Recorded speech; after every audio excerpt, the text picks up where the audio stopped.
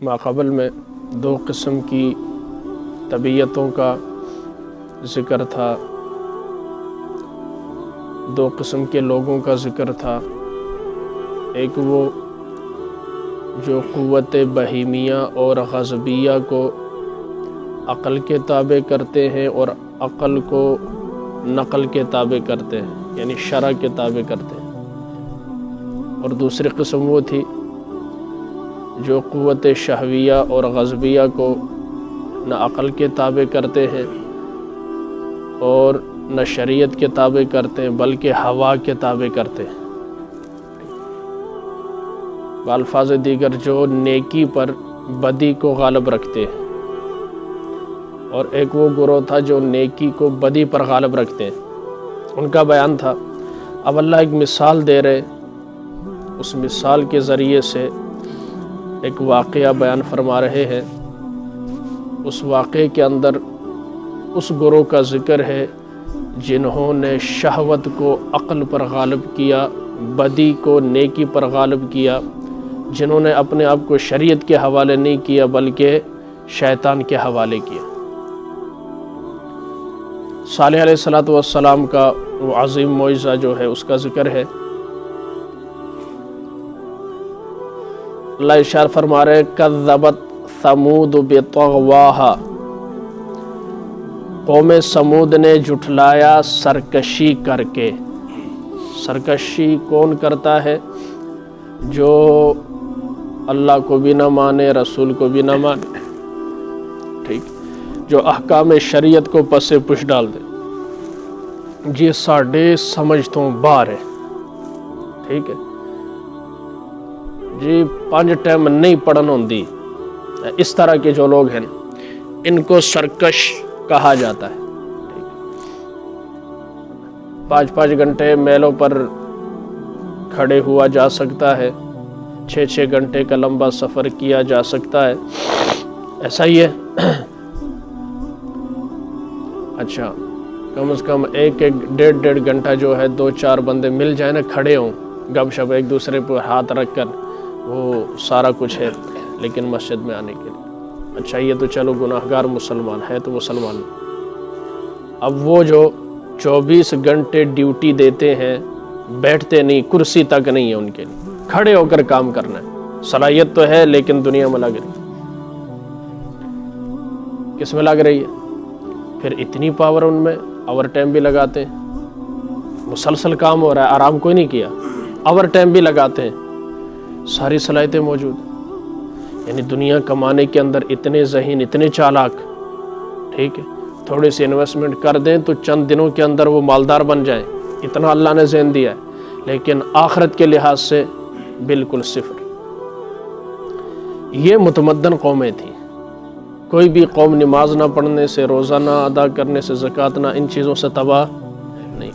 جو بھی قوم تباہ ہوئی بددیانتی سے، دھوکہ سے، فریب سے، فراڈ سے، بس سمجھ میں ان برائیوں کی وجہ سے۔ تو انہوں نے جھٹلایا، قوم سمود نے سرکشی کے بعد، اللہ نے انہیں سرکش کہا ہے، باغی کہا ہے، ٹھیک ہے، بگڑ گیا، ایسے نہیں کہتے بگڑ گیا، ہتھوں نکل گیا، ہاتھ سے جو نکل جائے اسے سرکش کہتے ہیں نا، اونٹ سرکش ہو گیا، قربانی کے جانور ہاتھ سے سرکش ہو گیا، بچوں ذرا نکل جاتا ہے۔ اذ انبعث اشقاہا، جب ان میں سے اٹھا ایک بدبخت، واقعہ میں تھوڑے تفصیل کے ساتھ سناتا ہوں۔ یہ وادی قرا اور حجر کے درمیان جو تھی یہ بستیاں تھیں۔ شاہ عبدالعزیز رحمۃ اللہ تعالی علیہ ارشاد فرماتے ہیں ان کی 1700 بستیاں تھیں۔ کتنی جی؟ 1700۔ میرا خیال پورا گجرات کے ملائے 1700 بستیاں نہیں بنتی، ضلع گجرات کو اگر تک نہیں بنتی، کتنا بڑا یہ علاقہ تھا، 1700 بستیاں تھیں۔ قوم عاد کے 150 سال بعد یہ قوم آباد ہوئی۔ صالح علیہ السلام سمجھاتے رہے، ان کی اور قوم عاد میں کچھ چیزیں مشترکہ تھیں، وہ بھی سرکشی کرتے تھے، یہ بھی سرکشی، وہ بھی بت پرست تھے، یہ بھی بت پرست، وہ بھی مغرور تھے، یہ بھی مغرور، انہیں بھی طاقت کا نشہ تھا، انہیں کاریگری اور صناعی کا نشہ تھا۔ یہ پتھروں میں گھر تراشتے تھے یا میدانوں میں عمارتیں بناتے تھے، ٹھیک ہے، صرف عیاشی کے لیے۔ صرف کس کے لیے؟ جیسے ابھی وہ سعودیہ میں وہ ایک شہر آباد ہو رہا ہے صرف عیاشی کے لیے، ٹھیک ہے، یہود و نصارہ کے لیے ہیلی پیڈ بنے ہوئے، یہ ہوٹل ہیں، وہ دنیا جہان کی ہو سکتا ہے جو یورپ میں سہولت نہیں ہے وہ بھی ان کو وہاں مل جائے گی، عیاشی کے لیے پورا شہر آباد کیا۔ تو یہ عمارتیں بناتے تھے عیاشی کے لیے، مزے لینے کے لیے۔ نقش و نگار کے اندر انتہائی ماہر کہ دیکھ کر انسانی عقل دنگ رہ جائے۔ بت پرستی کے اندر مبتلا تھے اور ظلم بہت کرتے تھے۔ ماڑے ہوتے کی کرنا، پورا ایک گینگ بنا تھا 9 بندوں کا، اذم بعث اشقاہا۔ یہ سرخ رنگ کا ٹھگنا آدمی تھا قیدار بن سالف۔ عنیزہ نامی عورت کے ساتھ اس کا چکر چل رہا تھا۔ لوگوں نے سمجھایا منہ ماری کرن نالوں بہتر ہے نکاح کر لو۔ عورت بڑی مالدار تھی، فتنے برپا ہوا نا عورتوں کی وجہ سے، اس لیے عورتوں کا فتنہ بڑا سخت۔ یہ جب قوم نے صالح علیہ السلام کی دعوت سے انہوں نے کیا، صالح ساڑی سمجھ نہیں ہوندی، ہاں اگر آپ ایک کام کریں گے تو ہم آپ کا ساتھ دیں گے۔ کہ جی بتاؤ، ایک بڑے پہاڑی علاقہ تھا، سامنے ایک بہت بڑی چٹان تھی، اس چٹان کی طرف اشارہ کیا، اس سے اونٹنی نکالو، اس کی پیشانی سیاہ ہو، اور نکلتے ہی وہ بچہ دے، گابن اونٹنی، تو بچہ ساڑھے سامنے ہو، پھر ایسے بات۔ صالح علیہ السلام اپنے جو چند ایک ماننے والے تھے انہیں لے کر سائڈ پر ہوئے، دعا مانگی، نماز پڑھی 2 رکعت، اس کے بعد دعا مانگی خوب رو کر، پیچھے والے آمین کہتے رہے۔ اتنے میں حرکت شروع ہوئی، چٹان کے اندر پھٹی، گابن اٹھنی نکلی اور نکلتے ہی چرنے لگی۔ چند ہی لمحات میں اسے وہ درد شروع ہوا اور اس نے بچہ جنما۔ یہ معجزہ دیکھ کر 6000 بندے بیک وقت مسلمان ہوئے، صالح علیہ السلام کی شریعت کو، دین کو، نبوت کو قبول کر لی۔ باقی نے کہا ہے تو بڑا جادوگر ہے۔ بہرحال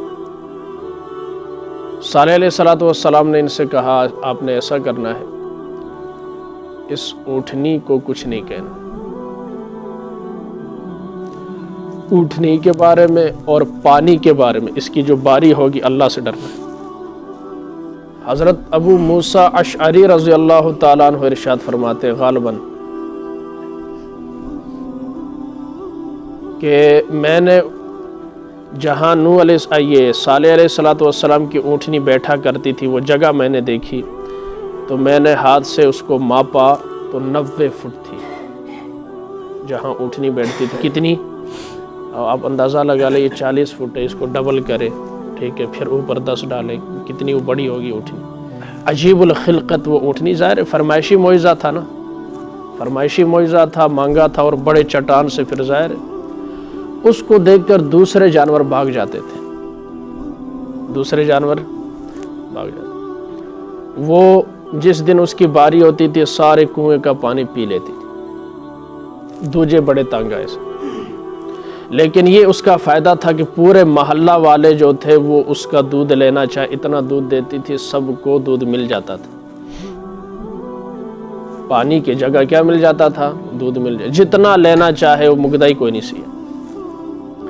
اس عنیزہ نامی عورت نے قدار سے کہا ادھے تو میری جان چھڑا، میرے جانور نا پیاس سے جو ہے وہ مر رہے، جدھر جاتی ہے سارا چٹ کر جاتی ہے، نہ کہا چھٹ دیے تو نہ پانی چھٹ دیے، اگر تو اسے ٹھکانے لگائے تو میں تیرے ساتھ شادی کر لوں۔ اسے اور کیا چاہیے تھا؟ بھوکے سے کسی نے پوچھا 2 اور 2 کتنی؟ اس نے کہا 4 روٹیاں، مجھے آپ چاہیے چاہے جو بھی کرنا پڑے، فطرت پہلے سے شرارتی تھی، بدمعاش تھا، 9 بندے اس کے ساتھ، یہ ایک گینگ تھا پورا، یہ کیا تھا؟ ایک گینگ۔ یہ چھپ کر ایک درے میں بیٹھے جہاں سے اونٹنی گزرتی تھی، اونٹنی گزر گئی آگے سے تو اس کی پچھلی ٹانگیں کاٹ ڈالی، اونٹنی جب گری پھر اسے ٹکڑے ٹکڑے کیا اور گوشت تقسیم کیا، بڑے خوش ہوئے ہم نے یہ کارنامہ کیا ہے۔ پھر صالح علیہ السلام کو مارنے کے لیے یہ چل پڑے، جبریل امین تشریف لائے، کہا آپ گھر کے اندر بند رہیں، ایمان والوں نے مقابلہ کیا، خیر رفع دفع ہو گیا، تعداد دونوں طرف سے اچھی خاصی تھی، حکم ہوا صالح علیہ السلام کو راتوں رات نکلے۔ صالح علیہ السلام کو جب پتہ چلا اٹھنی، تو اللہ کے حکم سے انہوں نے کہا 3 دن کے اندر تمہارا بیڑا غرق ہو جائے۔ یہ نشانیاں، پہلے دن سفید، دوسرے دن سیاہ، تیسرے دن سرخ، ٹھیک، اس ترتیب کے ساتھ تمہارے چہرے بگڑیں گے۔ ہاں، ایک صورت ہے عذاب سے بچ سکتے ہو، جا کر لے آؤ اونٹنی کا بچہ جو چیخیں مارتا ہوا جنگل کی طرف نکلا، بڑا ڈھونڈا لیکن نہیں، جب سر پہ آتی ہے نا سب سیریس ہو جاتے ہیں، پہلے کوئی بھی سیریس نہیں لیتا۔ اچھا، نقصان یہ ہوا، ایک تو دودھ سے سارے محروم ہو گئے، اوپر سے عذاب، تیسرا یہ کہ اب انہیں پتہ چل گیا کہ ہمارے ساتھ کیا ہونے والا، وہ چہرے اسی طرح بگڑنا شروع ہو گئے، گھروں کے اندر دبک کر بیٹھنے لگے، ایک چیخ نے ان کے کلیجے پھاڑ کر رکھ دی، ساری کی ساری قوم کیا ہوئی؟ نبی علیہ السلام نے حضرت علی المرتضیٰ رضی اللہ تعالیٰ عنہ سے فرمایا، علی میں تجھے ایک بات نہ بتاؤں، تو اس سے پہلے احمر جو بدبخت تھا، اس نے بھی ایک عورت کی وجہ سے وہ بدبخت بنا اور اس نے اللہ کی اونٹنی کو مار ڈالا، اور وہ پہلی امتوں کا کیا بنا؟ بدبخت بنا۔ میری امت کا بھی ایک بدبخت جو ہے تجھے مارے گا اور تیری داڑھی کو خون سے سرخ کرے گا، یہ اس امت کا بدبخت ہوگا، عبد الرحمن ابن ملجم، ٹھیک، اس نے بھی ایک عورت کے کہنے پر حضرت علی المرتضیٰ کو مارا، اس نے کہا تھا علی کو مارے گا میں تیرے ساتھ شادی کروں، اسے حاصل کرنے کے لیے اس خبیث نے حضرت علی المرتضیٰ رضی اللہ تعالیٰ عنہ پر حملہ کیا۔ اس پر کافی گفتگو کی ہے پہلے، منفی ریکارڈ، دنیا کا منفی ترین ریکارڈ عورت کے پاس ہے، منفی تقریباً جتنے بھی آج دشمنیاں ہیں ان کی ابتدا دیکھیں عورت سبب ہے، اور جتنے بڑے واقعات رونما ہوئے ہیں ان کے پیچھے عورت کا ہاتھ ہے۔ بہت سارے اچھے بھی ہیں لیکن منفی ریکارڈ زیادہ عورتوں کے پاس ہے، اس لیے آپ علیہ السلام نے فرمایا النساء خبائل الشیطان، عورتیں شیطان کا جال ہے، فرمایا جب عورت بن ٹھن کر نکلتی ہے تو شیطان کا یہ جال ہے، اس کے ذریعے سے شیطان کتنوں کو گمراہ کرتا ہے، کتنوں کو، کوئی نیا سوٹ پہنے نا ادھر سے شروع ہو جائے تو ادھر تک جو بھی ہے داڑھی والا بغیر ایک دفعہ ضرور دیکھے گا، یہ کیا ہے؟ یہ شیطان ہے، کہتا ویکھو صحیح کہو جے کپڑے پائے، پھر الگ دوسری بات میں۔ بہرحال تو یہ اس امت کا بدبخت بنے گا، کیا بنے گا؟ 3 دن کے اندر اللہ تعالیٰ نے ان کے اس چہروں کا بگاڑ پیدا کیا اور اس کے بعد کیا کر دیا؟ ختم کر دیا۔ اچھا، اس قوم کا ایک بندہ جو تھا یہ حرم کے اندر طواف کر رہا تھا، تو اس پر ابو رغال، ابو رومال کی جگہ میم کی غال لگا دے، رغال، تو یہ جب حرم شریف سے باہر نکلا طائف کی طرف جانے لگا تو وہی عذاب اس کو بھی آ گیا، بچدا کوئی بھی، حرم چونکہ امن کی جگہ ہے وہاں اللہ نے عذاب رکھا۔ تو آپ علیہ السلام، اچھا وہاں لوگ پتھر مارتے تھے اس قبر کو، تو آپ نے بتایا کہ یہ اس قوم کے، وہی کے ذریعے سے آپ کو پتہ چل گیا سارا کا اس قوم کا، تو آپ علیہ السلام نے فرمایا اس کی نشانی یہ کہ اس کے ہاتھ میں سونے کی چھڑی تھی، پھر جب اس کی قبر کشائی کی گئی دیکھا جو گل سڑ گیا، ہڈیاں ختم ہو گئی تھی، لیکن وہ سونے کی چھڑی ادھر ہی تھی، جو آپ نے بتائی، یہ بھی آپ کا معجزہ ہے کہ آپ نے خبر دی، وہ کیا ہوئی؟ سچ ثابت ہوئی وہ وہاں پر۔ تو اللہ، اچھا اب اس واقعے کو اللہ کیوں بیان کرنا چاہتے ہیں اہل مکہ کو، کہ اہل مکہ اور ان کے حالات میں مناسبت ہے۔ جیسے وہ سرکش تھے یہ بھی سرکش، وہ مالدار یہ بھی مالدار، انہوں نے بات نبی کی نہیں مانی، یہ بھی بات نبی کی نہ ماننے کی وجہ سے ان کے ساتھ کیا ہوا، نہ مانو گے تمہارے ساتھ کیا ہوگا۔ مثال تمہارے سامنے، واقعہ تمہارے سامنے۔ آپ علیہ السلام جب تبوک جانے کے لیے یہاں سے گزرے تو آپ نے فرمایا کہ پانی وہاں سے لینا ہے جہاں سے اونٹنی پیا کرتی تھی، اس کے علاوہ کسی اور جگہ سے پانی نہیں لینا۔ بعض صحابہ نے جو اور جگہ سے پانی لیا تھا، آٹا وغیرہ گوندا تھا، اللہ کے نبی نے وہ سارا ضائع کروا دیا اور کہا سر نیچے کرتے ہوئے استغفار پڑھتے ہوئے بھاگو یہاں سے، کہیں اللہ کا عذاب دوبارہ نہ آئے۔ اللہ کا عذاب، جبکہ اللہ کا وعدہ نبی کے ساتھ ہے کہ نبی جی جب تک آپ ہوں گے ہم عذاب، لیکن نبی اتنا ڈر رہے اور ہم جہاں عذاب والی جگہ ہوتی مصیبت بھاگ بھاگ کر وہاں جاتے۔ ابھی وارننگ جاری ہو نا، چناب کی طرف کسی نے نہیں آنا، فیملیوں کی فیملی جن کو نہیں بھی پتا انہوں پتہ چل گیا نا، وارننگ جاری ہو گئی ویکھن آن گے۔ ڈرنا چاہیے، بچنا چاہیے، استغفار پڑھنا، دیکھنا نہیں چاہیے۔ جس جگہ کے بارے میں الرٹ جاری، دور دور سے لوگ وہاں پر آتے ہیں، عجیب طبیعت بنی۔ پھر میری وہی بات کہ ہم نے قرآن کے مزاج کو نہیں سمجھا۔ قرآن کے مزاج کو عذاب سے بھاگنا چاہیے کہ یا عذاب والی جگہ آنا چاہیے؟ ہم عذاب والی جگہ آتے ہیں پھر عذاب کا شکار ہو جاتے ہیں۔ کیا ہو جاتے ہیں؟ عذاب کا شکار ہو جاتے ہیں۔ اللہ ہم سب کو محفوظ فرمائے۔ تو اب ان کی تنبیہ کے لیے اللہ تعالی ترجمہ صرف کذبت ثمود بطغواہا، جھٹلایا قوم سمود نے سرکشی کر کے، اذ انبعث اشقاہا، جب اٹھ کھڑا ہوا ان میں کا بڑا بدبخت۔ ٹھیک ہے، ایک کوئی ہوندہ ہے جڑا سرے چڑھ جاندہ ہے، پورے پنڈ دا یا پورے ملک دا، ایک ہی ہوتا ہے۔ فقال لهم رسول اللہ ناقۃ اللہ وسقیاہا، پس کہا ان سے اللہ کے رسول نے کہ یہ اللہ کی اونٹنی ہے اور اس کے بارے میں اور اس کے پانی کے جو بارے اس کے بارے میں کیا رکھنا، خیال رکھنا، خبردار رہنا۔ ناقۃ اللہ، اللہ کی اونٹنی۔ تو دیکھو جس طرح کعبۃ اللہ، بیت اللہ، کیا بیت اللہ کا مطلب اللہ کا گھر، اللہ رہتے، یہ نسبت تشریفی ہے، اسے نسبت، چونکہ اچھا کائنات کی ہر چیز اللہ کی ہے، ایسا ہے یا نہیں؟ اس اٹھنی کو ناقۃ اللہ اس لیے کہا، ایک تو فرمائشی تھی، دوسری عام روٹین سے ہٹ کر اس کی پیدائش سی بطور معجزہ کے، ٹھیک ہے، اس لیے یہ نسبت تشریفی ہے۔ کیا ہے؟ نسبت تشریفی۔ اس پر اعتراض کرنا وہ کرنا اس کی ضرورت نہیں، سرسوتی نے کیا تھا، اس میں نہیں پڑھتا میں۔ فَكَذَّبُوهُ فَعَقَرُوهَا، پس انہوں نے جھٹلایا اور اس کی ٹانگیں کاٹ ڈالی۔ فَدَمْدَمَ عَلَيْهِمْ رَبُّهُمْ بِذَنبِهِمْ فَسَوَّاهَا، پس تباہی ڈال دی اللہ نے ان پر، ان کے رب نے ان کے گناہوں کے بسبب۔ کس کے؟ ظہر الفساد فی البر والبحر بما کسبت ایدی الناس، گناہوں کے ذریعے فساد مچتا ہے ہر جگہ، ٹھیک ہے۔